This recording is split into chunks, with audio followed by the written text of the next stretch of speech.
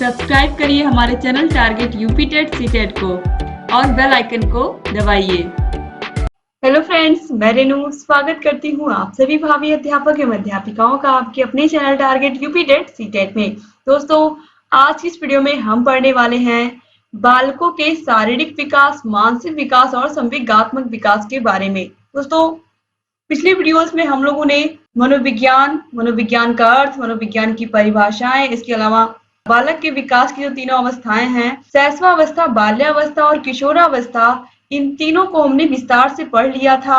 अब दोस्तों, शैशवावस्था, बाल्यावस्था और किशोरावस्था में कौन कौन से प्रमुख रूप से शारीरिक विकास होते हैं, इसके अलावा मानसिक विकास होते हैं और संवेगात्मक विकास होते हैं बच्चों के अंदर, इसके बारे में जानना आप लोगों के लिए बहुत बहुत जरूरी है। तो आज की इस वीडियो में हम यही जानेंगे कि शैशवावस्था में शारीरिक विकास किस तरीके से होता है, मानसिक विकास कैसे होता है और संवेगात्मक विकास कैसे होता है। सबसे पहले हम शारीरिक विकास का मतलब समझ लेते हैं। शारीरिक विकास का मतलब है कि बच्चों की लंबाई कितनी बढ़ती है, इसके अलावा बच्चों के दांत निकलने कब शुरू होते हैं, दूध के दांत कब निकलते हैं, बच्चों की किस उम्र में कितनी हड्डियां होती हैं, उनके शरीर में कितनी हड्डियां होती हैं, ये सब बातें हम जानेंगे। ठीक है। और मानसिक विकास के अंतर्गत हम ये जानेंगे कि बच्चों में सोचने समझने की क्षमता कितनी बढ़ रही है, वह वस्तुओं में अंतर कर पाते हैं या नहीं कर पाते हैं, वह लोगों को पहचान पाते हैं या नहीं पहचान पाते। शैशवावस्था से लेकर के, यानी कि जन्म से लेकर के 5 वर्ष तक की अवस्था, यानी कि जन्म से लेकर के 5 वर्ष तक की अवस्था में बच्चों के अंदर कौन कौन से चेंज आते हैं, शारीरिक, मानसिक और संवेगात्मक। तो यहाँ पर ये आपने देखा, मानसिक विकास में बच्चों को सोचने समझने की क्षमता, अंतर करने की क्षमता, बच्चे कितना शब्द बोल पाते हैं किस अवस्था में, ठीक है, लोगों की बातों को कब वो समझना शुरू करते हैं, भाषा को कब समझना शुरू करते हैं। और संवेगात्मक विकास के अंतर्गत बच्चे जैसे कि क्रोध करना हुआ, रोना हुआ, चिल्लाना हुआ, या बच्चा भयभीत हो गया, ये सब चीजें क्या है, ये सब संवेग हैं। ईर्ष्या, द्वेष, ये सब संवेग के अंतर्गत आते हैं। तो इन्हीं के बारे में हमें पढ़ना है। तो ये बहुत महत्वपूर्ण टॉपिक है और इससे एग्जाम में क्वेश्चन आते ही आते हैं। तो चलिए अब यहाँ पर हम देख लेते हैं। सबसे पहले शैशवावस्था में शारीरिक विकास। सब शैशवावस्था मतलब जन्म से लेकर के 5 वर्ष तक की अवस्था। तो देखिए, शैशवावस्था में शारीरिक विकास किस तरीके से होता है, भार कितना होता है बच्चे का। तो जन्म के समय और पूरी शैशवावस्था में बालक का जो भार होता है वह बालिका से अधिक होता है, यानी कि लड़कों का जो भार होता है वो लड़कियों से अधिक होता है। जन्म के समय बालक का भार लगभग 7.5 पाउंड और बालिका का भार लगभग 7.13 पाउंड होता है, यानी कि लड़कों का जो भार होता है लड़कियों से अधिक होता है जन्म के समय। अब लंबाई देखिए, जन्म के समय वह पूरी शैशवावस्था में जो बालक की लंबाई होती है वो बालिका से अधिक होती है, यानी कि जन्म से लेकर के जो 5 वर्ष तक की अवस्था होती है शैशवावस्था, इसमें जो लड़कों की लंबाई है लड़कियों से अधिक रहती है। जन्म के समय लड़कों की लंबाई सामान्यतः 20.5 इंच और लड़कियों की 20.3 इंच, जो कि बालकों से कम ही होती है, याद रखिएगा। इसके बाद देखिए सिर व मस्तिष्क। तो देखिए, शिशु के सिर की जो लंबाई होती है वह उसके शरीर की कुल लंबाई का 1/4 यानी कि 1/4 होता है। अब देखिए, जो उसके सिर का भार होता है जब यह जन्म लेता है तो यह 350 ग्राम होता है, और अगले 2 वर्षों में जो भार होता है उसके सिर का वह 2 गुना हो जाता है, यानी कि 350 यानी कि 700 ग्राम हो जाता है 2 वर्षों में। तो यहाँ पर आप देखिए 350 ग्राम से कितना हो गया, 700 ग्राम हो गया 2 वर्षों में। अब देखिए इसके बाद 5 वर्ष में शरीर के कुल भार का यह 80% हो जाता है, यानी कि जो उसके मस्तिष्क का, उसके सिर का भार है यह 5 वर्ष में उसके शरीर के कुल भार का 80% हो जाता है। तो आपको समझ में आ गया होगा कि जो नवजात शिशु होता है उसके सिर की लंबाई की बात जब करेंगे हम, तो उसकी लंबाई, उसके सिर की लंबाई जो होती है उसके पूरे शरीर की लंबाई का 1/4 होती है। और जब बच्चा जन्म लेता है तो उसके मस्तिष्क का भार कितना होता है, 350 ग्राम होता है। दूसरे साल में यह क्या होता है, दोगुना हो जाता है, यानी कि 700 ग्राम हो जाता है। और जब शिशु 5 वर्ष की अवस्था में पहुंचता है तो उसके मस्तिष्क का जो भार होता है वो उसके पूरे शरीर के भार का 80% हो जाता है। अब हम आगे बढ़ेंगे। यहाँ पर देखिए हड्डियां। नवजात शिशु में हड्डियों की संख्या 270 होती है, ये बहुत बहुत इंपॉर्टेंट है। नवजात शिशु में हड्डियों की संख्या 270 होती है। शैशवावस्था में शिशु की हड्डियां छोटी और संख्या में ज्यादा, इसके अतिरिक्त कोमल और लचीली और भली प्रकार से जुड़ी हुई नहीं होती हैं। धीरे धीरे हड्डियां कैल्शियम, फास्फेट व अन्य खनिज पदार्थों की सहायता से दिन प्रतिदिन कड़ी होती चली जाती हैं। यहाँ पर ये बताया गया है कि जो बच्चों की हड्डियां होती हैं वो बहुत सॉफ्ट, बहुत कोमल होती हैं। इसीलिए अगर बच्चे गिर गए हैं, कहीं पर हड्डी में क्रैक आ गया है या कहीं हड्डी टूट गई है, तो बहुत ही आसानी से बच्चों की हड्डियां जुड़ जाती हैं। क्यों जुड़ जाती हैं? क्योंकि वह बनने की अवस्था होती है, हड्डियों के मजबूत होने की धीरे धीरे अवस्था होती है। और तो इस तरीके से दोस्तों यहाँ पर आप याद रखिएगा कि 270 हड्डियां होती हैं नवजात शिशु में। ठीक है। अब इसके बाद देखिए दोस्तों, दांत, ये बहुत इंपॉर्टेंट है। छठे माह में शिशु के अस्थायी या दूध के दांत निकलने प्रारंभ हो जाते हैं। छठवें माह में जब बच्चा 6 महीने का होता है तो उसके दूध के दांत निकलने शुरू हो जाते हैं और 4 वर्ष की आयु तक शिशु के दूध के सारे दांत निकल जाते हैं। यानी कि सारे के सारे दांत जितने भी निकलने होते हैं दूध के सारे 4 वर्ष की अवस्था तक निकल जाते हैं। इसके अलावा इस तरीके से भी हम कह सकते हैं कि जो नवजात शिशु है, जब वह 4 वर्ष की अवस्था में आता है तो उसके दूध के सारे दांत निकल चुके होते हैं। अब देखिए इसके बाद शैशवावस्था में मानसिक विकास, जो जन्म से लेकर के 5 वर्ष तक की अवस्था होती है, इसमें किस तरीके से मानसिक विकास होता है बच्चों का, ये बहुत बहुत इंपॉर्टेंट है। आपको पता ही है शैशवावस्था, आप लोगों ने सभी अवस्थाओं के विषय में विस्तार से पहले ही पढ़ लिया है। शैशवावस्था, बाल्यावस्था, किशोरावस्था के विषय में। अब देखिए यहाँ पर सोरेनसन का एक कथन है। सोरेनसन के शब्दों में जैसे जैसे शिशु प्रतिदिन, प्रतिमास और प्रतिवर्ष बढ़ता जाता है, वैसे वैसे उसकी शक्तियों में परिवर्तन होता जाता है। जब बच्चा जन्म लेता है तो वह केवल रोता है, धीरे धीरे उसे इमोशन समझ में आने लगते, धीरे धीरे वह अपनी माता को पहचानता है, अपने आसपास के लोगों को अपने घर में धीरे धीरे पहचानने लगता है। फिर जब 6 महीने का होता है उसके दांत निकलने शुरू होते हैं। तो इस तरीके से एक प्रक्रिया होती है जैसे बच्चा हर दिन कुछ ना कुछ नया उसके साथ होता है। ठीक है। अब देखिए जन्म के समय वह पहला सप्ताह, इसमें क्या होता है, किस तरीके से उसकी मानसिक शक्तियों का विकास होता है। तो जॉन लॉक का मत है, नवजात शिशु का मस्तिष्क कोरे कागज के समान होता है जिस पर वह अनुभव लिखता है। तो यह किसने कहा है? जॉन लॉक ने कहा है कि नवजात शिशु का जो मस्तिष्क होता है वो कोरे कागज के समान होता है। जॉन लॉक का कथन है, जिस पर वह अनुभव लिखता है। फिर भी शिशु जन्म के समय ही कुछ न कुछ जानता है, जैसे कि छींकना, हिचकी लेना, दूध पीना, हाथ पैर हिलाना, आराम न मिलने पर रोकर कष्ट प्रकट करना। ये सब बच्चा जन्म लेते ही उसे पता रहता है। रोना तो कोई सिखाता नहीं है, बच्चे को जन्म से ही कुछ चीजें पहले से ही आती रहती हैं। इसके बाद दूसरा सप्ताह में इसमें क्या होता है, शिशु प्रकाश, चमकीली और बड़े आकार की वस्तुओं को ध्यान से देखता है। लाइट जल रही है तो उसको ध्यान से देखेगा बच्चा। कहीं पर भी कुछ भी प्रकाशित होगा या फिर कोई चमकीली चीज देखेगा तो उसको देख करके वह आकर्षित होगा। अब देखिए इसके बाद पहला माह, जब बच्चा 1 महीने का होता है तो क्या क्या परिवर्तन होता है। शिशु कष्ट या भूख का अनुभव होने पर विभिन्न प्रकार से चिल्लाता है, हाथ में दी जाने वाली वस्तु को पकड़ने की चेष्टा करता है। यानी कि बच्चा क्या करता है, जब उसे भूख लगती है तो वह क्या करता है, चिल्लाता है। पहले माह की बात है। और हाथ में कोई चीज आप उसको पकड़ाओगे, कोई खिलौना पकड़ाओगे या कुछ खाने की चीज पकड़ाओगे तो वह उसको पकड़ेगा। अब देखिए इसके बाद दूसरा सप्ताह, जब दूसरा माह यानी कि जब दूसरे महीने में बच्चा प्रवेश करता है तो क्या होता है, शिशु आवाज सुनने के लिए सिर घुमाता है, जैसे कि उसे लगता है कि उसे कोई बुला रहा है। सब स्वरों की ध्वनियां उत्पन्न करता है, सब स्वरों की ध्वनियां, यानी कि वह स्वरों की ध्वनियां उत्पन्न करता है और वस्तुओं को अधिक ध्यान से देखता है। तो दूसरे माह में बच्चा स्वरों की ध्वनियां निकालना शुरू कर देता है और लोगों को क्या करता है, वो बहुत ही ध्यान से देखना शुरू कर देता है। इसके बाद देखिए चौथा माह, इसमें क्या होता है, शिशु सब व्यंजनों की ध्वनियां उत्पन्न करता है, दी जाने वाली वस्तु को दोनों हाथों से पकड़ता है और खोए हुए खिलौने को खोजता है। जब शिशु 4 माह का होता है तो इसमें क्या होता है, इसमें वह व्यंजनों की ध्वनियां निकालता है और उसको कोई सामान आप दोगे उसको वह हाथ से पकड़ेगा और अगर उसका कोई खिलौना खो गया तो उसको ढूंढने का भी प्रयत्न करेगा।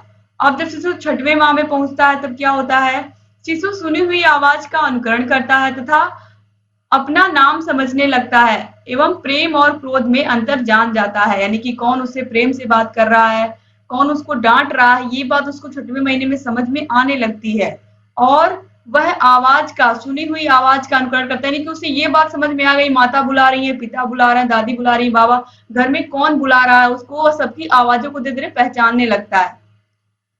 इसके बाद देखिए 8वां माह, शिशु अपनी पसंद का खिलौना छांटता है और दूसरे बच्चों के साथ खेलने में आनंद लेता है। यानी कि जो 8वें महीने में जब बच्चा आता है, तो यहाँ पर क्या होता है, 8वें महीने में बच्चा अपनी पसंद का जो खिलौना उसे पसंद है, ढेर सारे खिलौने रखे हुए हैं, गाड़ियां रखी हुई हैं, उसमें ढेर सारी गुड़िया रखी हुई, उसे जो पसंद आएगा उसको वह उसमें से ले लेता है और दूसरे बच्चों के साथ भी वह खेलता है, यानी कि जो उसी के उम्र के हैं।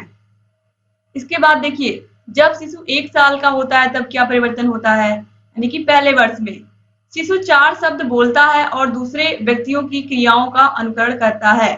तो यहाँ पर देखिए बताया गया है कि जब बच्चा 1 साल का होता है तो वह 4 शब्दों को बोलता है, अपने माता-पिता या पापा, मम्मी, इस तरीके से वह बोलता है 4 शब्दों को, और जो घर में उसके आसपास जो भी चीज कोई कर रहा है उसी तरीके से वह करने की कोशिश करता है। इसके बाद देखिए दूसरा वर्ष, शिशु 2 शब्दों के वाक्यों का प्रयोग करता है, जैसे कि खाना, खाना लाओ, पानी लाओ, इस तरीके से मतलब 2 शब्दों के वाक्यों का वह प्रयोग कर लेता है। और वर्ष के अंत में उसके पास 100 से लेकर के 200 शब्दों का भंडार हो जाता है, यानी कि जो दूसरा वर्ष होता है बच्चे का, उसमें वह 2 शब्दों के वाक्यों को बोल लेता है और उसके पास 100 से 200 शब्दों का भंडार हो जाता है, शब्द भंडार। तीसरा वर्ष, जब बच्चा 3 साल का होता है तब क्या होता है, शिशु पूछे जाने पर अपना नाम बताता है, यानी कि जब बच्चा 3 साल का होता है तो उसका मानसिक विकास किस तरीके से होता है, वह पूछे जाने पर अपना नाम बता देता है और सीधी या लंबी रेखा देखकर वैसी ही रेखा खींचने का प्रयत्न करता है। जैसे कि इस तरीके से कोई रेखा खींच रहा है तो उसको देख करके वह भी इस तरीके से रेखा को सीधी खींचने की कोशिश करेगा। अब देखिए, जब बच्चा 4 साल का होता है तब क्या होता है, चौथा वर्ष, शिशु 4 तक गिनती गिन लेता है। इसके इसके अलावा देखिए, छोटी और बड़ी रेखाओं में अंतर जान जाता है, अक्षर लिखना आरंभ कर देता है और वस्तुओं को क्रम से रखता है। तो देखिए यहाँ पर जो चौथा वर्ष है इसमें बच्चा क्या कर लेता है, इसमें 4 तक गिनती गिन लेता है और छोटी और बड़ी रेखाओं में अंतर, यानी कि ये छोटी रेखा है, ये बड़ी रेखा है, कौन सी छोटी कौन सी बड़ी है यह बता ले जाता है और वस्तुओं को क्रम से रखता है।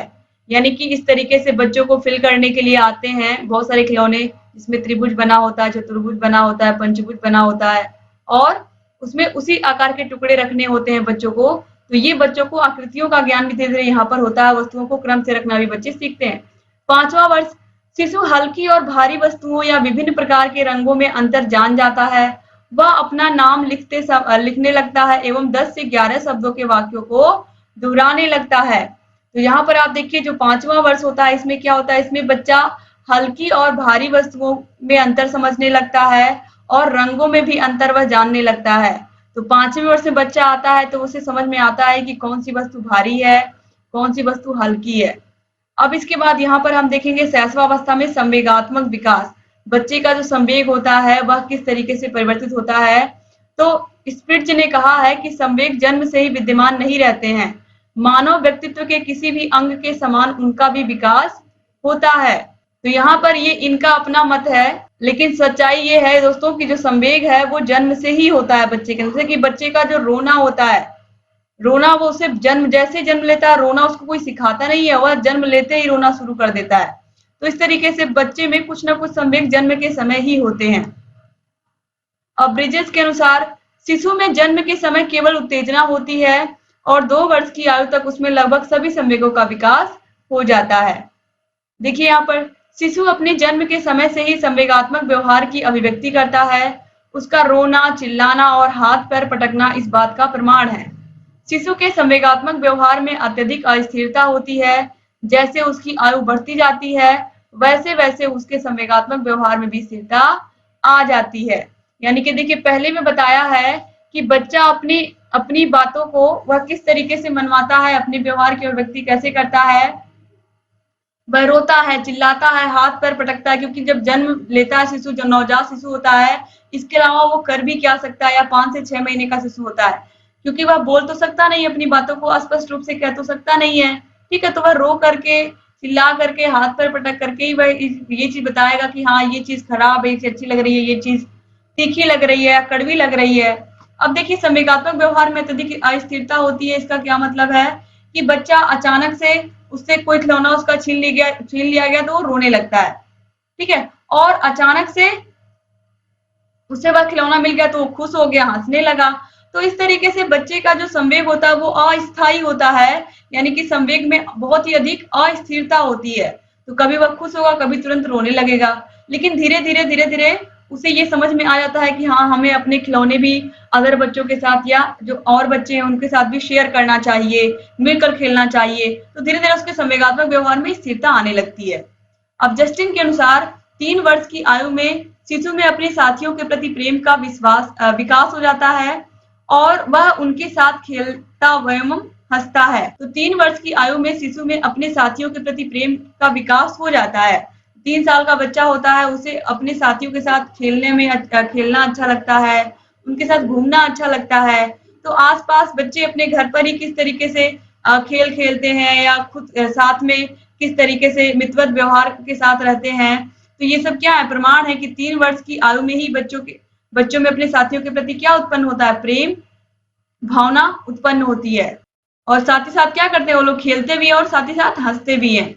अब एलिस क्रो ने क्या कहा है, शिशु अपने साथियों और बड़े लोगों के संवेगात्मक व्यवहार का अनुकरण करता है और उसे उन्हीं बातों से भय लगता है जिनसे उनको लगता है। जैसे कि अगर बड़ों ने कह दिया कि हाँ, भूत से डर लगता है, तो बच्चे के दिमाग में भी ये बात आ जाएगी कि हाँ हाँ, भूत ऐसा व्यक्ति है जिसे हमें भी डरना चाहिए। तो बच्चे ये अपने बड़ों से ही सीखते हैं, हाँ, किससे डरना चाहिए, किससे नहीं डरना चाहिए। ठीक है, तो यही यहाँ पर एलिस ने बताया है। अब स्किनर एवं हैरीमैन के अनुसार शिशु का संवेगात्मक व्यवहार धीरे धीरे अधिक निश्चित और स्पष्ट होता जाता है। उनके व्यवहार के विकास की सामान्य दिशा अनिश्चित और अस्पष्ट से विशिष्ट की ओर होती है। यहाँ पर भी वही बात कही गई है कि पहले बच्चों का जो व्यवहार होता है वो क्या होता है, अनिश्चित और अस्पष्ट होता है। जो उनका संवेग होता है वो अस्पष्ट और अस्थिर होता है, क्योंकि बच्चे बात बात पर रोने लगते हैं, बात बात पर खुश भी हो जाते हैं। तो इस तरीके से यहाँ पर भी वही बात कही गई, लेकिन धीरे धीरे उन्हें यह समझ में आने लगता है कि मेरे खिलौने केवल मेरे नहीं है, सबको सबके साथ शेयर करना चाहिए, सबके साथ मिलकर रहना चाहिए। ठीक है, अब इसके बाद देखिए यहाँ पर जोन्स ने क्या कहा है, ये बहुत इंपॉर्टेंट है।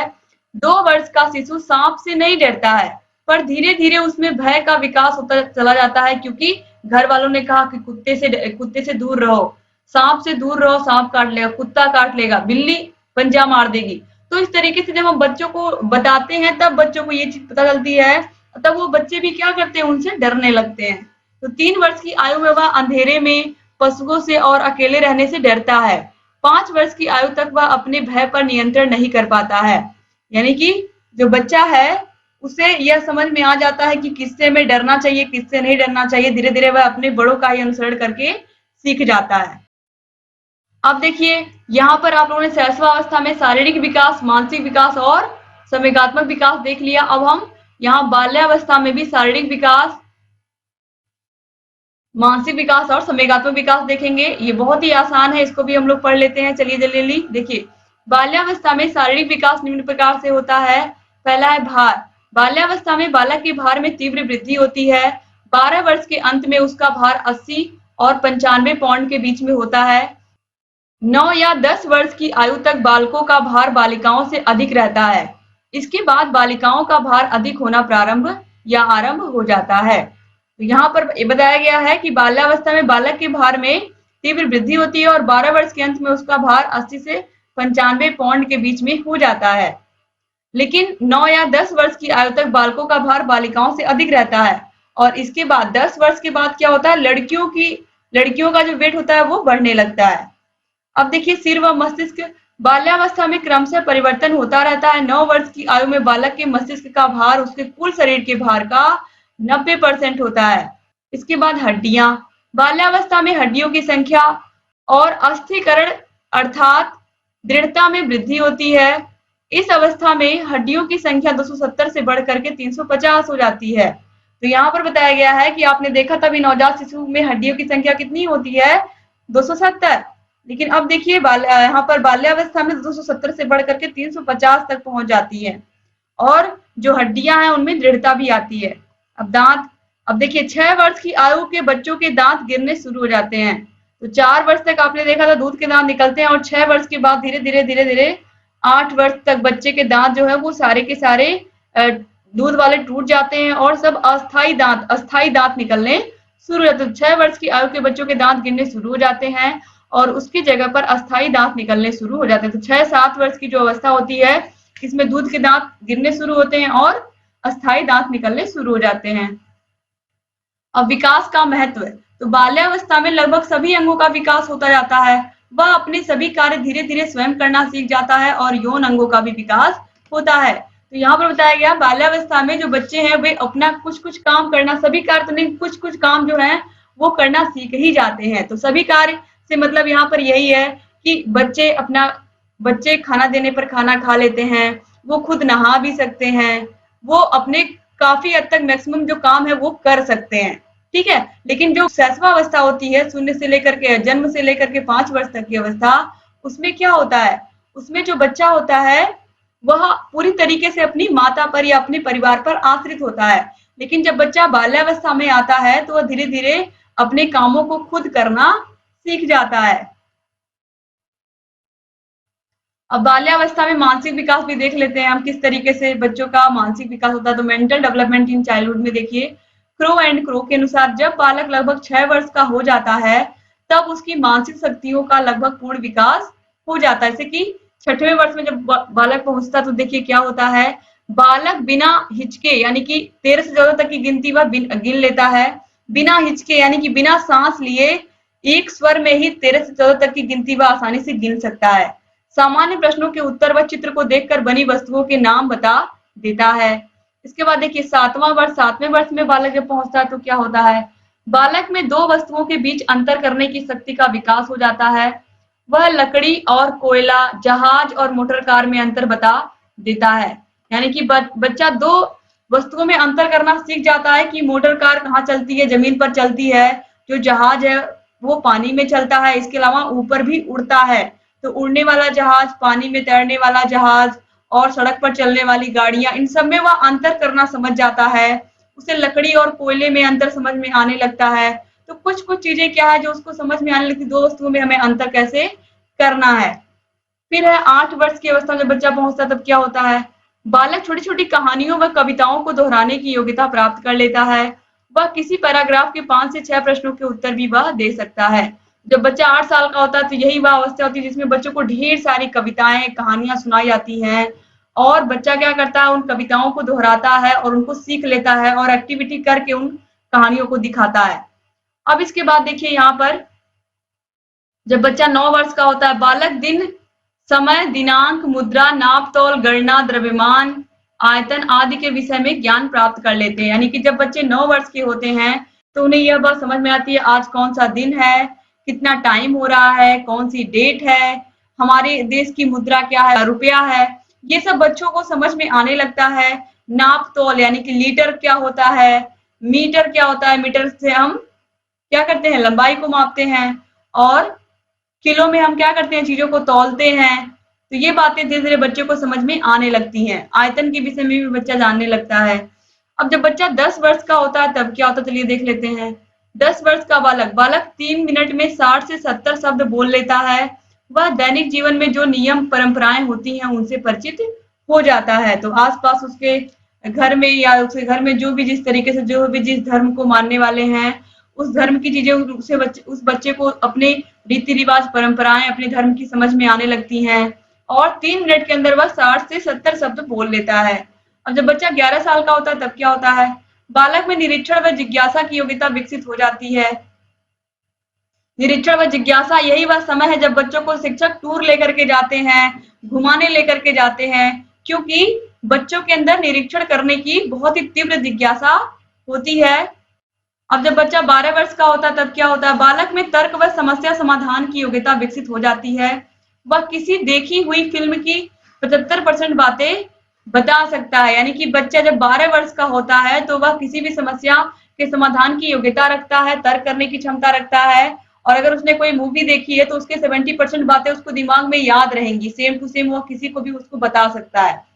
अब देखिए बाल्यावस्था में संवेगात्मक विकास होता है बच्चे का, वो किस तरीके से होता है यह बहुत महत्वपूर्ण है। देखिए क्रो एंड क्रो ने क्या कहा है, संपूर्ण बाल्यावस्था में संवेगों की अभिव्यक्ति में निरंतर परिवर्तन होते रहते हैं। बाल्यावस्था में संवेग अस्पष्ट व निश्चित होते हैं। बालक के संवेगात्मक विकास को विद्यालय का वातावरण व शिक्षक विशेष रूप से प्रभावित करता है। देखिए यहाँ पर जो शिक्षक है और जो विद्यालय का वातावरण है, ये बच्चे के विकास को प्रभावित करता है। कैसे करता है? बच्चा यही वह उम्र है जब स्कूल में जाता है।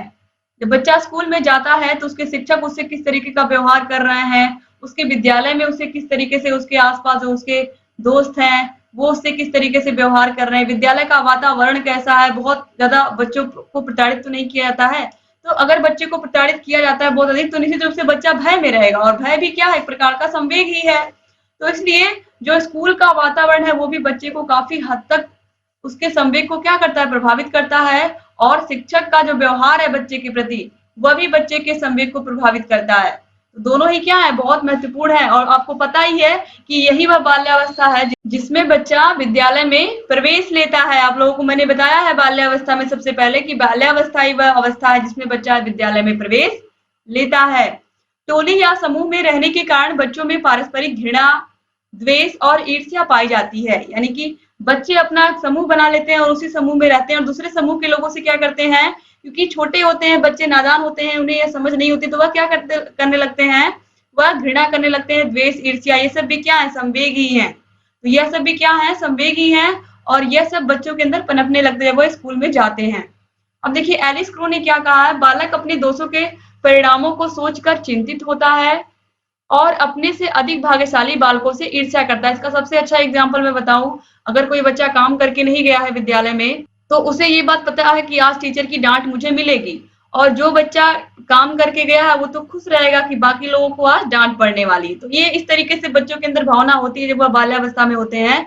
तो वह बालक जिसने काम नहीं किया है, वह उसे इस बात का गिल्ट है, उस बात का उसे अपराध बोध है कि हाँ मैंने अपना काम नहीं किया है और मैंने कॉपी नहीं अपनी कंप्लीट की है, काम नहीं पूरा किया, तो सर जरूर मुझे डांटेंगे या मैम मुझे जरूर डांटेंगी।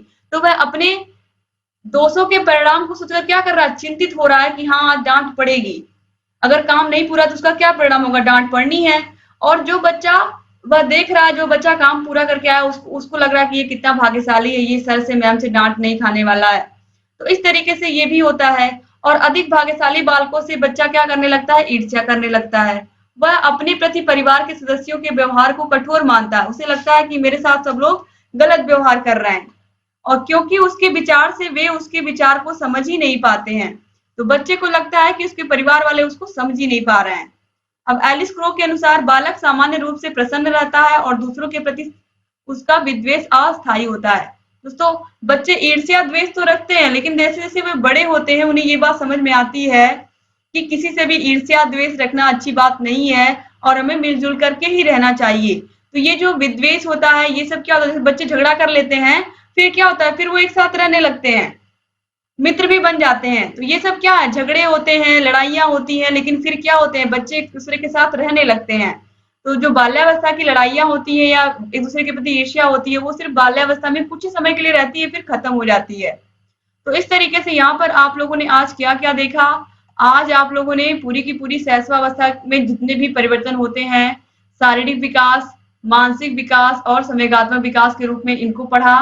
फिर उसके बाद आप लोगों ने बाल्यावस्था में कौन कौन से शारीरिक परिवर्तन होते हैं, शारीरिक विकास होता है, मानसिक परिवर्तन या मानसिक विकास होता है, या संवेगात्मक परिवर्तन या संवेगात्मक विकास होता है, यह भी आप लोगों ने पढ़ लिया। तो इस तरीके से अब केवल किशोरावस्था बचा है। उम्मीद करती हूँ कि ये वीडियो आपको पसंद आई होगी और आप लोग इस वीडियो को अपने कॉलेज फ्रेंड्स को भी जरूर शेयर करेंगे। और अगर ये वीडियो अच्छी लगी तो प्लीज दोस्तों मुझे बताइएगा, क्योंकि आपके लिए मैं रेगुलर वीडियोस लेकर के आती रहती हूँ। वीडियो अच्छी लगी हो तो लाइक करके जाइएगा, अपने अच्छे से प्यारे प्यारे कमेंट जरूर छोड़ के जाइएगा। आप लोग का सारा सब्जेक्ट सही टाइम पर खत्म करना हमारी जिम्मेदारी है। आप लोग सारे वीडियोस को ध्यान से देखिए। प्रीवियस ईयर क्वेश्चन पेपर्स मैं पहले ही सॉल्व करवा चुकी हूँ और फिर मैं करवाऊंगी आप लोगों को बहुत ही जल्द। आप लोग के जितने भी प्रीवियस ईयर में क्वेश्चन पेपर आए हैं सभी को हम सॉल्व करवाएंगे, ताकि आपकी जो तैयारी है अच्छी हो और आप सभी लोग एग्जाम में अच्छा स्कोर करें। अगर चैनल को सब्सक्राइब नहीं किया तो प्लीज सब्सक्राइब कर दीजिए, बगल में घंटी का निशान है उसको भी प्रेस कर दीजिए, ताकि जो भी नई वीडियोस हम बनाते हैं उसका नोटिफिकेशन आपके पास समय से जाए और आप बिना मिस किए हमारे सारे वीडियोस को ऐसे ही देखते रहें। डिस्क्रिप्शन बॉक्स, कमेंट बॉक्स में आप जितनी वीडियोस मैंने पहले बनाई हैं सभी की लिंक आपको मिल जाएगी। यहाँ आई बटन पर भी आप सभी वीडियोस को देख सकते हैं। दोस्तों आपके लिए सारी की सारी वीडियोस बिल्कुल फ्री हैं। इसकी पीडीएफ भी हम बिल्कुल फ्री दे रहे हैं। तो हमारे लिए आप लोगों का भविष्य बहुत मायने रखता है। आप लोग मेहनत करिए, आप लोग जैसे शिक्षक बनिए, यही हमारा लक्ष्य है आप लोगों को पढ़ाने का, आप लोगों को गाइड करने का। तो आप लोग प्लीज अधिक से अधिक फ्रेंड्स को अपने जोड़िए हमारे चैनल से, और टेलीग्राम चैनल का लिंक आपको डिस्क्रिप्शन बॉक्स, कमेंट बॉक्स में मिल जाएगा। टेलीग्राम से भी आप जुड़िए, और जहाँ कहीं कोई भी समस्या आ रही है हमसे बताइए। आप सभी लोग भावी राष्ट्र के निर्माता हैं। आप सभी लोग अच्छे से मेहनत से पढ़ें और हमारा देश आगे बढ़े, हमारे देश की तरक्की हो। तरक्की तभी होगी जब टीचर मेहनत करेंगे तो बच्चे आगे निकलेंगे, बच्चे आगे निकलेंगे तो देश का विकास होगा ही होगा। तो इसीलिए आप लोग ऐसे ही बने रहिए चैनल से, और हम सभी लोगों को मिलकर के एक अच्छे राष्ट्र का निर्माण करना है, अच्छे शिक्षक का निर्माण करना है। तो इसलिए दोस्तों आप लोग ऐसे ही बने रहिए, और हर चीज आपको फ्री में मिल रही है, ये बात मैंने आपको बता ही दी आज। तो उम्मीद करती हूँ कि आप लोग सारे वीडियोस को देखेंगे और अपने कॉलेज फ्रेंड्स को व्हाट्सएप ग्रुप में भी जरूर शेयर करेंगे इस वीडियो को। अधिक से अधिक प्रशिक्षु हमारे जुड़े और इन वीडियोस का लाभ लें, ताकि आप सभी लोग जल्द से जल्द शिक्षक बन पाएं और अपने सपने को, अपने माता पिता के सपने को पूरा कर पाएं। इसी विश्वास के साथ मैं आप लोगों से विदा लेती हूँ। अगले वीडियो में फिर मिलूंगी, और अपना ख्याल रखिएगा दोस्तों, और ऐसे ही हमारे चैनल से बने रहिएगा। जय हिंद दोस्तों।